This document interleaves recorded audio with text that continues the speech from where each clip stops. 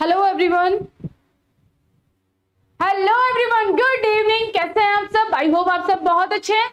आज हमारा last topic है। आज हम डिस्कस करने वाले हैं यूरिनरी सिस्टम के बारे में। तो with in 5 minute join the class everyone, fast. Good evening,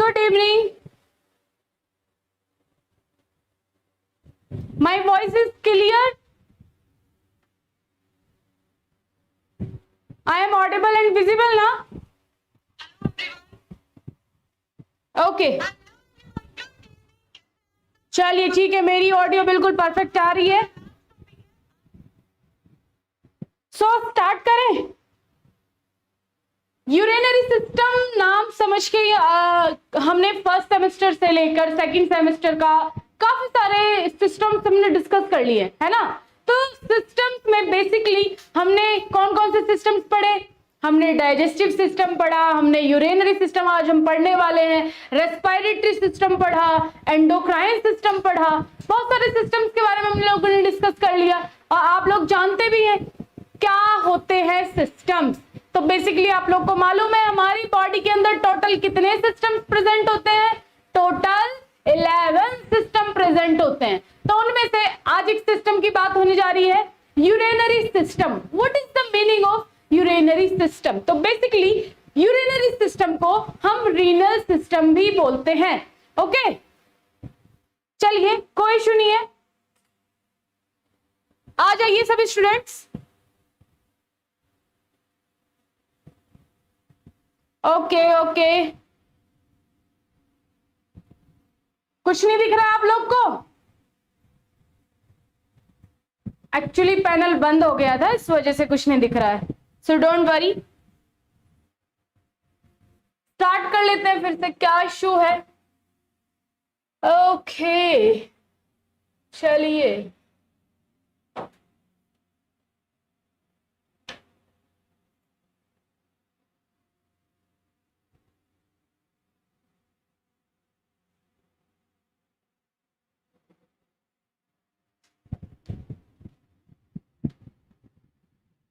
आते हैं। आज हमने बात करनी है यूरिनरी सिस्टम की। ओके, चलिए स्टार्ट करते हैं। तो यूरिनरी सिस्टम को हम लोग रीनल सिस्टम भी बोलते हैं और इसको हम एक्सक्रिएटरी सिस्टम भी बोलते हैं। एक्सक्रिएटरी सिस्टम में और भी काफी सारे सिस्टम्स आ जाते हैं, जैसे कि डाइजेस्टिव सिस्टम में भी एक्सक्रिएटरी सिस्टम इसको हम बोल सकते हैं। क्यों? क्योंकि डाइजेस्टिव सिस्टम में भी हम वेस्ट मटेरियल को बॉडी से एक्सक्रीट आउट करते हैं। एक्सक्रिएटरी सिस्टम का मतलब ऐसी चीजें जो बॉडी से बाहर करी जा रही हैं, एक्सक्रीट आउट करी जा रही हैं। तो उसमें हम डाइजेस्टिव सिस्टम के अंदर से फीसिस बाहर करते हैं। स्किन इंक्यूबेटरी सिस्टम से स्किन के द्वारा स्वेटिंग बाहर करते हैं। यस और नॉट? रेस्पिरेशन सिस्टम से हम CO2 बाहर करते हैं। तो एक्सक्रिएटरी का मतलब होता है जो चीजें हम बॉडी से बाहर कर रहे हैं उसे हम एक्सक्रिएटरी बोलते हैं। लेकिन एक्सक्रिएटरी सिस्टम यूरिनरी सिस्टम को सबसे ज्यादा बोला जाता है, इसलिए क्योंकि जो यूरिनरी सिस्टम है ये सबसे ज्यादा यहां से बॉडी से जो वेस्ट है वो एक्सक्रीट आउट होता है। ठीक है, आ जाइए। The urinary system consists of 2 kidney, 2 ureter, 1 bladder and 1 urethra. तो यूरिनरी सिस्टम में 2 किडनी प्रेजेंट होती है, 2 यूरेटर एंड 1 ब्लैडर प्रेजेंट होता है एंड 1 यूरेथ्रा प्रेजेंट होता है। देन आ जाता है, it is an excretory system for urine and waste in carry. It extract waste from the bloodstream, convert them to urine, then transport and eliminate it. अब इस line का meaning बिल्कुल अच्छे से समझेंगे सभी स्टूडेंट्स। पेन ले लूं पहले मैं, जस्ट अ सेकेंड। तो देखो जी, it is the excretory system for urine. ये यूरिन को बाहर करता है बॉडी से। यूरिन क्या है? हमारी बॉडी के लिए एक्सक्रीट मतलब वेस्ट मटेरियल, इसका कोई यूज नहीं है। यूरिन बनता कैसे है? जब आप आपकी ब्लड स्ट्रीम, भैया आप लोग को मालूम है आपके ब्लड स्ट्रीम में क्या फ्लो हो रहा है, ब्लड स्ट्रीम में ब्लड फ्लो हो रहा है, तो ब्लड को फिल्टर करता है यूरिनरी सिस्टम। तो यहाँ किडनी कैसे बनेगी आपकी, ये लो, ये हमने बना ली किडनी, ठीक है जी। ये ब्लड को फिल्टर करेगी और फिल्टर करके जो अच्छा मटेरियल है, जो प्योर मटेरियल है, उसको बॉडी में रीअब्सॉर्ब कर देगी, ठीक है। और जो वेस्ट मटेरियल है, वेस्ट जैसे यूरिन, इसको बॉडी से एक्सक्रीट आउट कर देगी। तो यूरिन कहां से अब मिल रहा है हमें, जब हम ब्लड को फिल्टर कर रहे हैं तो वेस्ट मटेरियल को बाहर कर रहे हैं और प्योर मटेरियल को रीअब्सॉर्ब कर रहे हैं बॉडी में। तो यहां पर लिखा है यूरिन को एक्सक्रीट आउट किया जाता है, दैट वेस्ट इट कैरी। इसमें ब्लड में क्या प्रेजेंट होता है, वेस्ट मटेरियल भी प्रेजेंट होता है। जब हमने फिल्टर किया, भाई जैसे आप चाय पीते हो, चाय ऐसे ही थोड़ी पी लेते हो, बनते ही आप चाय अपने गिलास में डाल के पी लेते हो, छन्नी लगाते हो ऊपर से, जो ऊपर का छान के फिर आप चाय पीते हो, है ना। उसी तरीके से हमारी बॉडी में भी एक छन्नी लगी हुई है जो कि किडनी के अंदर प्रेजेंट है। तो ये ब्लड को छानती है, देन प्योर चीजें बॉडी में रह जाती है और जो वेस्ट है यूरिन, उसको बॉडी से बाहर कर देती है। It extract waste from the blood stream, जैसे मैंने बोला ब्लड स्ट्रीम से एक्सट्रैक्ट निकाला जाता है। इस ब्लड स्ट्रीम में क्या प्रेजेंट है, वेस्ट भी प्रेजेंट होगा और अच्छी चीजें भी प्रेजेंट होंगी। तो वो किडनी के द्वारा फिल्टर कर ली जाती है और वेस्ट को एक्सट्रैक्ट अलग कर दिया जाता है, कन्वर्ट देम टू यूरिन, और जो एक्सट्रैक्ट निकला है उसको हम यूरिन बोल देते हैं। Them transport and eliminate it, और उसको बॉडी से बाहर कर दिया जाता है। Archana Chauhan, 5 main excretory organs, skin, sweat, lungs, cough, liver, detoxification, kidney, urine और large intestine. Yes, very good, yes very good. Urine में बहुत ज्यादा मात्रा में यूरिया प्रेजेंट होता है और वो हमारी बॉडी के लिए बहुत ज्यादा हार्मफुल होता है। कभी कभी आपने देखा होगा बहुत तेज मतलब अगर किसी को टॉयलेट आ रहा है, वो रोक के रखता है कई घंटे तक, तो जो यूरिया यूरिन के अंदर प्रेजेंट होता है तो वो हमारे जॉइंट्स में जाकर के कलेक्ट होना शुरू हो जाता है और इसका असर देखने को मिलता है आपको धीरे धीरे। जैसे एज बढ़ने लगती है तो आपके जॉइंट्स पेन करने लगते हैं। क्यों?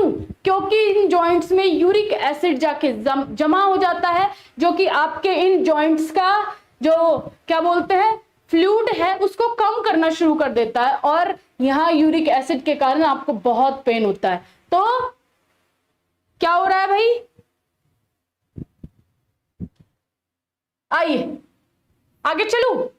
चलिए, किडनी, तो किडनी की स्ट्रक्चर सबसे पहले हम स्ट्रक्चर बना लेते हैं किस तरीके का दिखता है, इजीली डायग्राम कैसे बनाएं। तो आ जाओ पहले डायग्राम बनाना सीखते हैं, फिर बाकी के कंसेप्ट क्लियर करेंगे। तो यूरिनरी सिस्टम का डायग्राम आप लोग कैसे बनाओगे, यूरिनरी सिस्टम। चलिए, तो फर्स्टली आपने क्या करना है, आपने एक स्ट्रक्चर ऐसे बना ली, दूसरी आपने ऐसे बना लेनी है, कोई दिक्कत नहीं। आगे आ जाते हैं।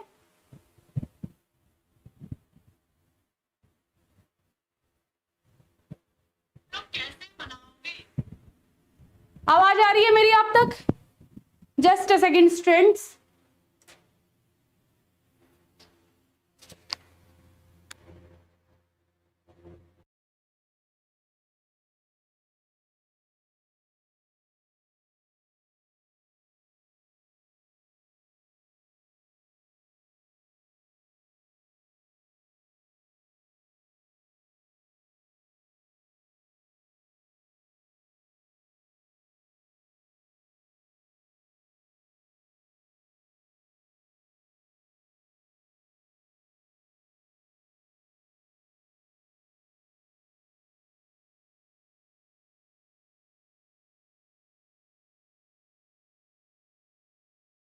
हेलो हेलो हेलो, आवाज आ रही है ना मेरी अब तक?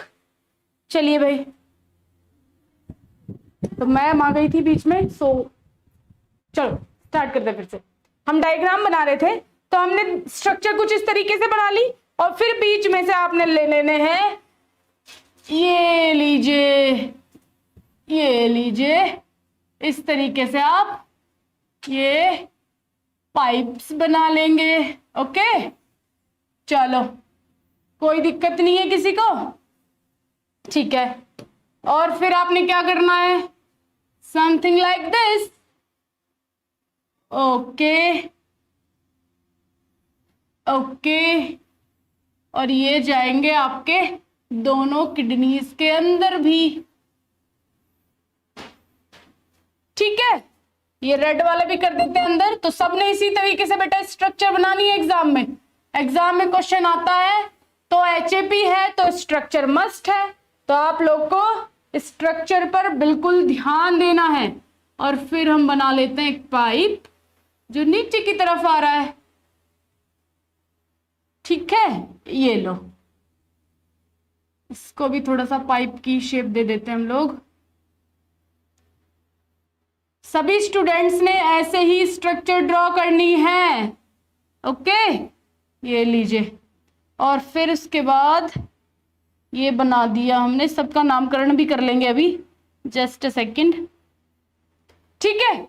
तो चलो बेसिकली हमारा ऊपर से डायग्राम बन चुका है यूरिनरी सिस्टम का। अब इनका नामकरण करते हैं। तो ये तो आपको पता चल गई, दो हमारी किडनी है, तो ये स्ट्रक्चर हमने बना दी किडनी की। ओके, ठीक है। अब किडनी के बाद ये क्या है, हमारी आर्टरी और वेन्स है, जिससे ब्लड आ रहा है। आर्टरी और वेन्स, ये ग्रीन कलर वाली आपकी वेन्स है, ये तो आपको मालूम है, बताने की जरूरत नहीं है। और ये जो पाइप किडनी से बाहर आ रहा है, इसको हम बोलते हैं यूरेटर, ठीक है। और ये जो गोल बनाया है, ये क्या है, एक बॉक्स है, इसको हम बोलते हैं यूरिनरी ब्लैडर। Urinary bladder. और ये नीचे है यूरेथ्रा। अब यहां पर ब्लड फिल्ट्रेशन कैसे हो रहा है, तो बेटा जी इस किडनी के अंदर कुछ पाउचेस बने हुए हैं, समथिंग लाइक दिस, ऐसे बैग बने हुए हैं, ठीक है। इस बैग के अंदर, एक बैग के अंदर लाखों सेल्स प्रेजेंट हैं। इस बैग के अंदर लाखों सेल्स प्रेजेंट हैं। ओके, तो उसी तरीके से एक किडनी में काफी सारी सेल्स प्रेजेंट है। यूरिनरी सिस्टम की जो फंक्शनल यूनिट होती है वो क्या है, वो है जी नेफ्रॉन। तो नेफ्रॉन एक सेल है जहां पर फिल्ट्रेशन प्रक्रिया चलती है। ध्यान से मेरी बात सुनिए, किडनी के अंदर बैग्स प्रेजेंट है, उस बैग के अंदर ये सेल है, इस सेल का क्या नाम है, नेफ्रॉन। ये नेफ्रॉन क्या है, this is the basic functional unit of urinary system. आवाज नहीं आ रही है, हेलो हेलो, आवाज नहीं आ रही क्या, आ तो रही है बेटा, किस दुनिया में हो। ऐसे ही हम यहां भी बना ले, तो इस किडनी में भी ऐसे ही बैग्स प्रेजेंट है, और इनके अंदर, एक बैग के अंदर समथिंग कई लाख नेफ्रॉन्स प्रेजेंट होते हैं, है ना। तो मैं इधर भी एक बैग के अंदर बना दूं। अब जब आप इस नेफ्रॉन की स्ट्रक्चर पढ़ोगे तो कुछ इस तरीके की, अभी हम थोड़ा सा रफ डायग्राम बना लेते हैं। तो ये नेफ्रॉन की स्ट्रक्चर अगर हम यहां बनाए तो आपको कुछ something like this. Okay, then उसके बाद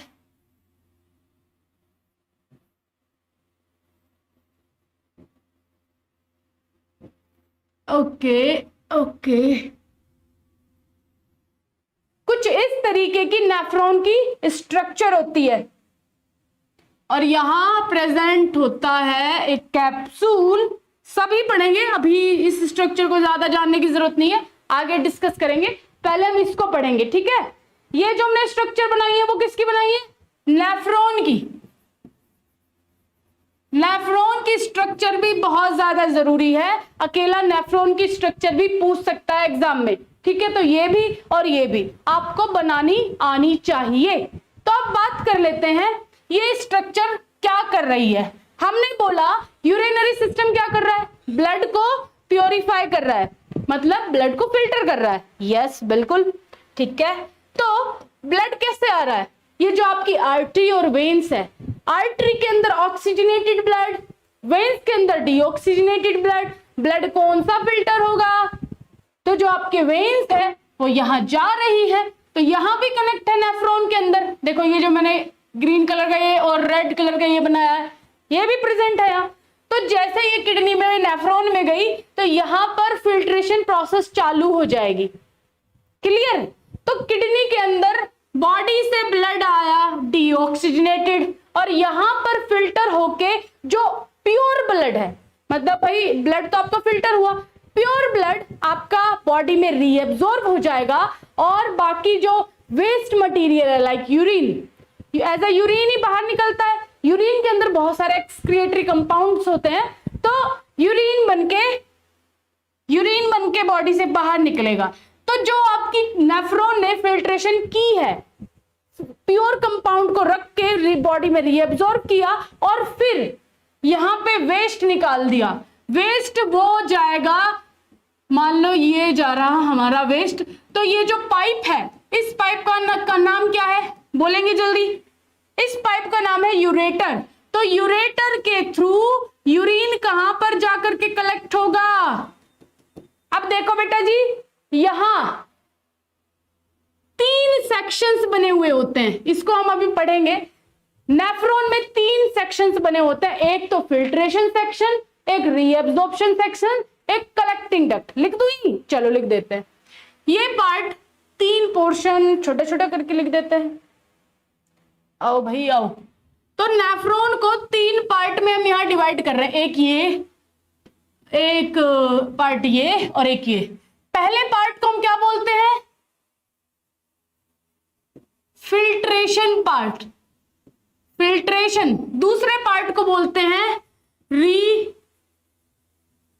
रीएब्जॉर्प्शन, और तीसरे पार्ट को बोला जाता है कलेक्टिंग डक्ट। अब ध्यान से सुनिएगा भाई, हमारी डीऑक्सीजनेटेड ब्लड फिल्ट्रेशन प्रोसेस पे पहुंची, यहां ब्लड का फिल्टर होना चालू हुआ। अब जो अच्छा मटेरियल है वो सेकंड सेक्शन में पहुंचेगा, रीएब्जॉर्प्शन पे। रीएब्जॉर्प्शन में क्या होगा? जो अच्छा मटेरियल है, जो प्योर ब्लड है, उसको बॉडी में रीएब्जॉर्ब कर लिया जाएगा, मतलब जो काम की चीज रख ली जाएगी। और फिर आगे जो वेस्ट मटेरियल है, वेस्ट मटेरियल क्या है?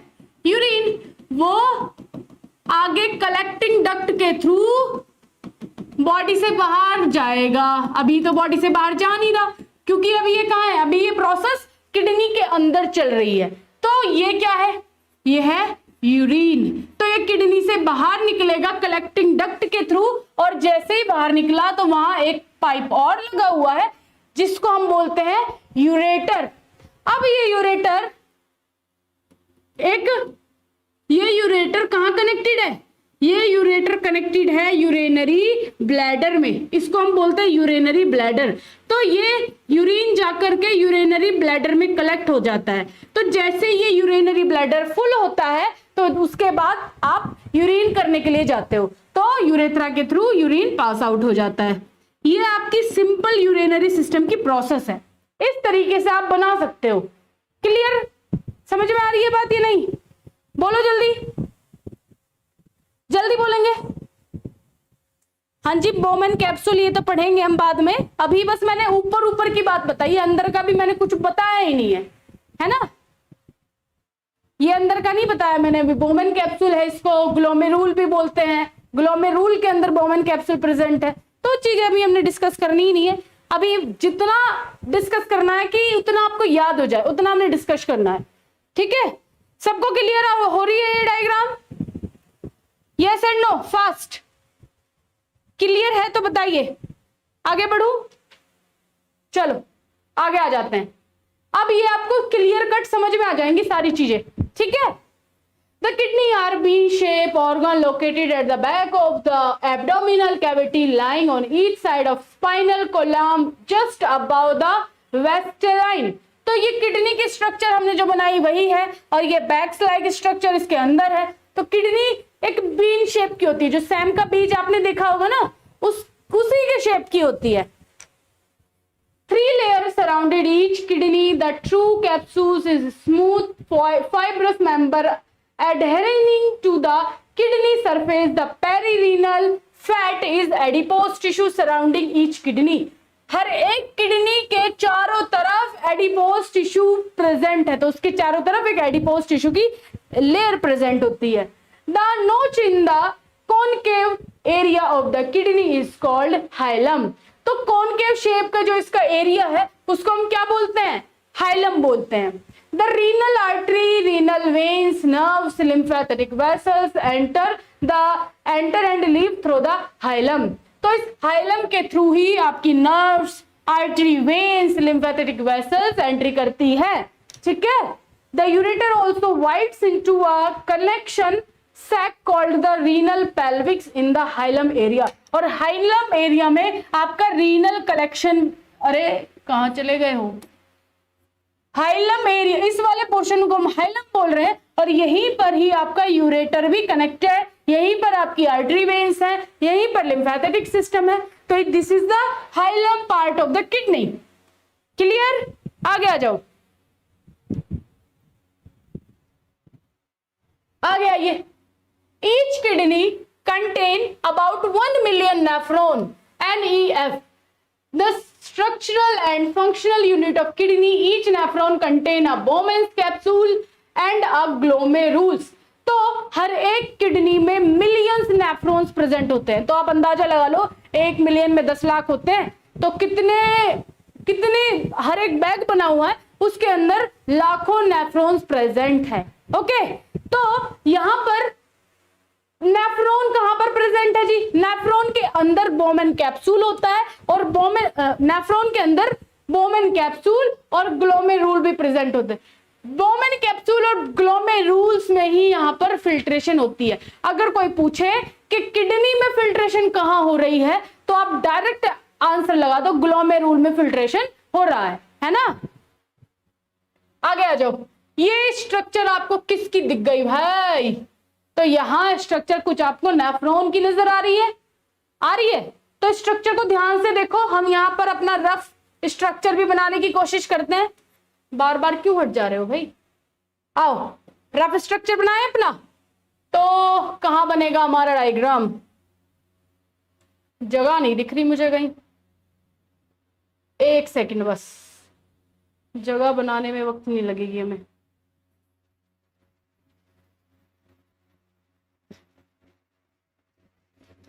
आ जाओ, यहां अपने स्ट्रक्चर को समझते हैं।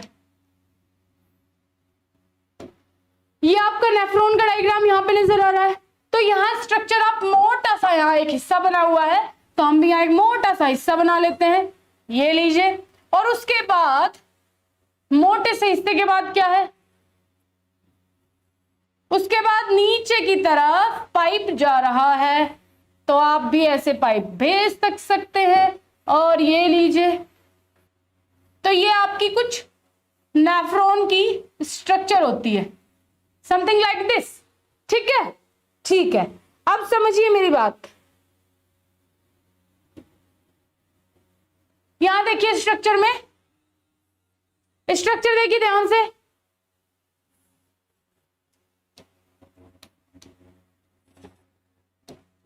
जस्ट अ सेकेंड भाई। ओके,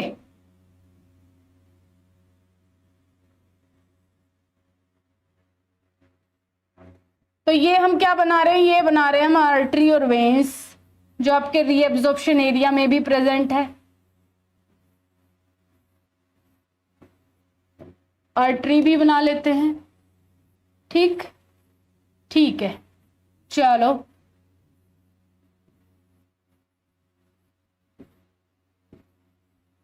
ठीक है, अब समझते हैं, अब समझिए बोवन कैप्सूल और ग्लोमेरुल्स। तो जो आपका फिल्ट्रेशन पार्ट है, this is the filtration part, इसको हम क्या बोल रहे हैं? This is the filtration part. और फिल्ट्रेशन पार्ट के इस हिस्से को हम बोलते हैं ग्लोमेरुल। क्या है ये? दिस इज द कैप्सूल्स, और इसके अंदर प्रेजेंट होती है हमारी वेन्स, आर्टरी, जहां पे फिल्ट्रेशन प्रोसेस होगी। तो इस पे कवरिंग चढ़ी हुई रहती है किसकी, बोमेन कैप्सूल हम उसे बोलते हैं। तो इसके ऊपर कवर टाइप का होता है जिसे हम बोमेन कैप्सूल बोलते हैं। तो ये यहाँ पर कवरिंग भी आप कर सकते हो, कोई दिक्कत नहीं है। यहाँ पर फिल्ट्रेशन प्रोसेस चल रही है। जैसे ही फिल्ट्रेशन प्रोसेस कंप्लीट हुई, आगे हमारा आगे कर दीजिए, चलो दूसरे पेन से ले लेते हैं, ठीक है। तो यहां पर आपकी जो आपका ब्लड फिल्टर होके पहुंचा है, वेस्ट को आगे फॉरवर्ड कर दिया जाएगा, और जो मटेरियल प्योर है उनको इन आर्टरी, जो यहाँ पे आर्टरी प्रेजेंट है, ये आर्टरी प्रेजेंट है, ये आर्टरी उसको एब्जॉर्ब कर लेगी। एब्जॉर्ब करने के बाद वेस्ट बचेगा, और वेस्ट आगे जा करके कलेक्टिंग डक्ट में जमा हो जाएगा। ये क्या है, this is the collecting duct, collecting duct. तो यहां पर वेस्ट आगे जाता है, और ये कनेक्ट रहता है किससे, यूरेटर से। यूरेटर में क्या प्रेजेंट है, यूरिन, और ये यूरेटर यूरिन को लेकर के जाके कलेक्ट करता है यूरिनरी ब्लैडर में, ठीक है। तो वही स्ट्रक्चर यहां पे देखो, जूम करके आपको ग्लोमेरुल की स्ट्रक्चर बनाई है, ये लो ग्लोमेरुल। तो ये आपका ग्लोमेरुल है, ये मोटा सा, और इसके ऊपर जो कवरिंग चढ़ी हुई है वो बोमेन कैप्सूल की है, ये ग्लोमेरुल है। कोई दिक्कत, बोलो जल्दी, किसी भी स्टूडेंट्स को कोई problem?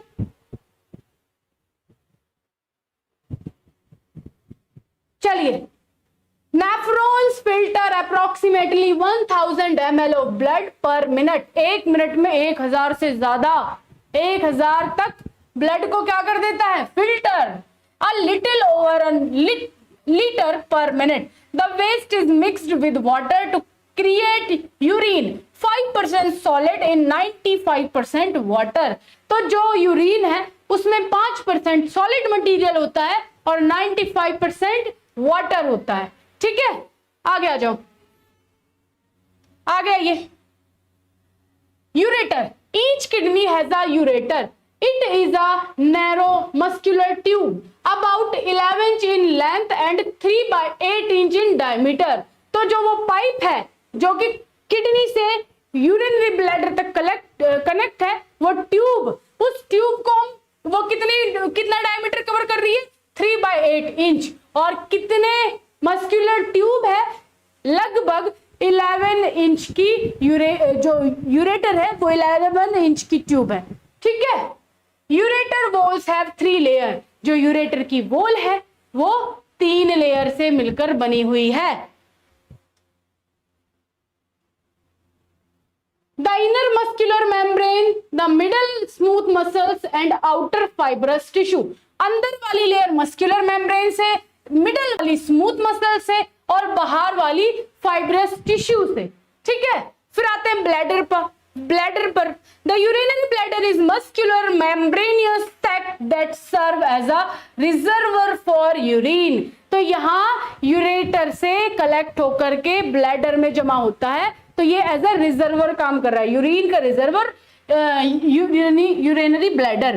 The bladder has an upper portion called as an apex, a neck that extend downward into a urethra and the triangular trigone near the base। ये ट्रायंगुलर शेप का है। लुक, अपर पार्ट को, जो नेक के side ऊपर वाला part है, उसको हम क्या बोलते हैं, बोलेगा एपेक्स, ठीक है। और डाउनवर्ड किससे कनेक्ट है, यूरेथ्रा से, या नीचे यूरेथ्रा से कनेक्टेड है। आगे आइए। The bladder has an inner mucus layer and outer fibrous layer and 2 inner mucus layer as the bladder fill the urine. The mucus was thin and expand। तो ये mucus layer दी गई है और ये बहुत ही thin और फैली हुई होती है। An adult feels sense the need to void when the bladder contain about 300 ml or 1/4 cup and average of 1000 ml of urine is voided daily. It is clear to light yellow in color with a faint odor and slightly acidic pH। जो urine होता है वो slightly acidic, जो उसका pH है कैसा होता है, एसिडिक, स्लाइटली हल्का एसिडिक नेचर का होता है और थोड़ा सा कलर में येलोइश होता है क्योंकि उसमें यूरिया प्रेजेंट होता है। Urethra. The urethra extends from the bladder to the outside open of the body called the urinary meatus. The urethra is about 7.8 long in the male and transport both urine and semen. It is only about 1.2 long in the female and transport only urine. तो mail और female में urethra अलग अलग होता है। Females में 1.2 metre long होता है और मेल्स के अंदर 7 इंचेस, मीटर नहीं, यहां पर 7.8। ठीक है, आगे आ जाइए। Urinalysis. A urinalysis is a laboratory procedure involving the physical, chemical and microscopic examination of the urine sample. तो जो यूरिन सैंपल किसी पेशेंट को अगर किसी तरीके की डिसीज है तो यूरिन सैंपल अगर लेने के लिए बोला जाए तो यहाँ लेबोरेटरी मेथड में इसका यूज किया जाता है। इसे हम यूरिनालाइसिस बोलते हैं, जो कि फिजिकल, केमिकल या माइक्रोस्कोपिक एग्जामिनेशन होता है जो कि लैब में किया जाता है। Changes occur as urine in lab standing, so the urinalysis is performed within क्या हुआ 1 hour, avoiding the tests are valuable diagnostic tool. तो टेस्ट को एक डायग्नोस्टिक टूल के द्वारा परफॉर्म किया जाता है।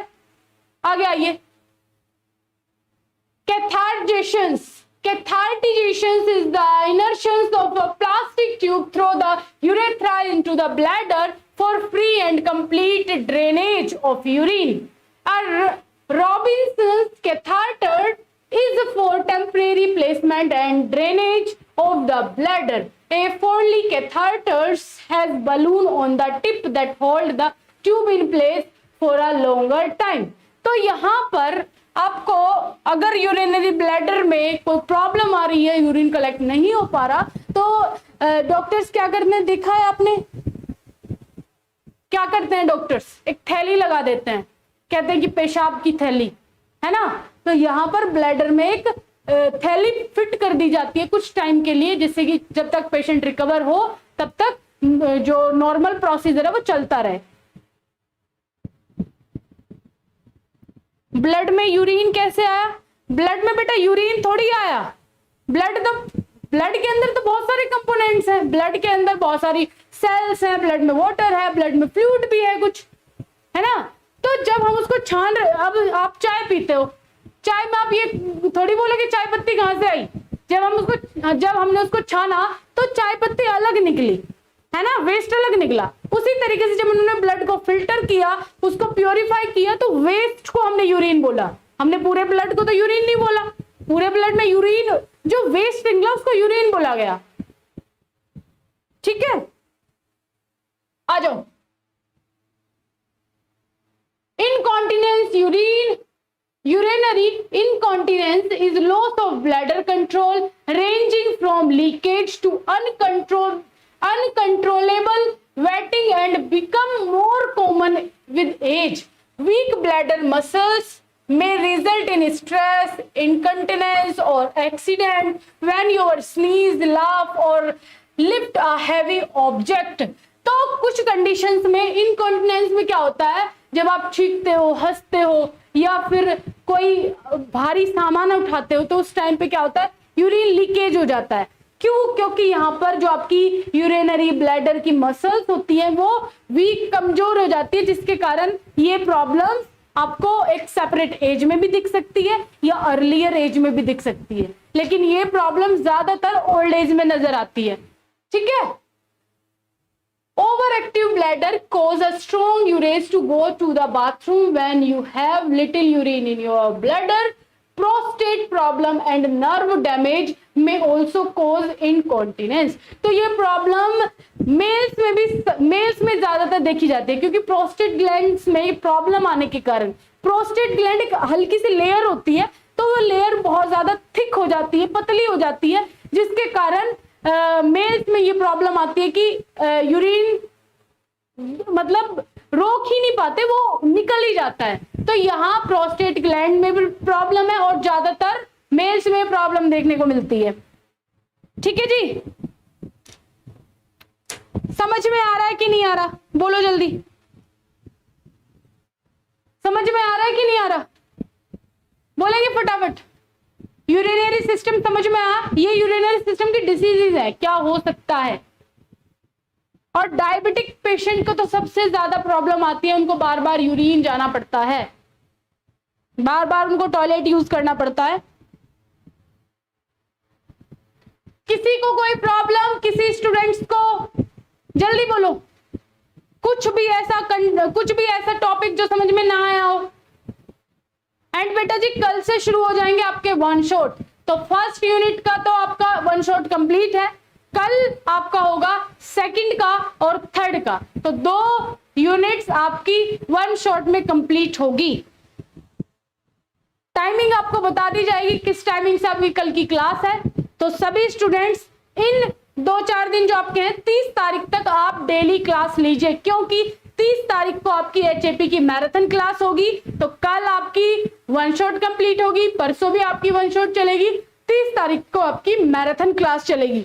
तो ये आपके एग्जाम के पॉइंट ऑफ व्यू से सबसे बेस्ट क्लासेस रहेंगी, क्योंकि इन क्लासेस में आपको बहुत जल्दी से आपका कोर्स भी कंप्लीट करवाएंगे और आपको इंपॉर्टेंट चीजें भी इसमें ही बतानी है।